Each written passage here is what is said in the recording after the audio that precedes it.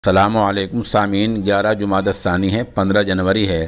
ख़बर का उन्वान है, बीजेपी ने उम्मीदवारों की पहली लिस्ट जारी की। इत्तला मिली है कि बीजेपी ने चुनाव की जो पहली लिस्ट जारी की है उसमें तकरीबन 20 उम्मीदवारों के नाम काट दिए गए हैं। जो पहले से एमएलए हैं उनके 20 के नाम काट दिए गए हैं। उधर ज़िला शामली से, थाने भवन से जो पहले मेंबर असम्बली थे सुरेश राणा, इस बार भी उन्हीं को उम्मीदवार बनाया गया है।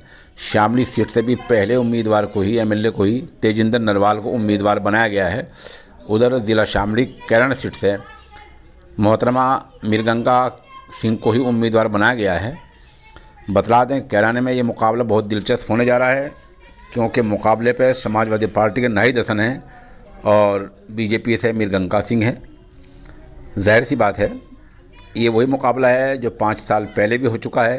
5 साल पहले भी नाहिद हसन का और मीरगंगा का तगड़ा मुकाबला हुआ था। तब मीरगंगा हार गई थी, शिकस्त से 2-4 हो गई थी।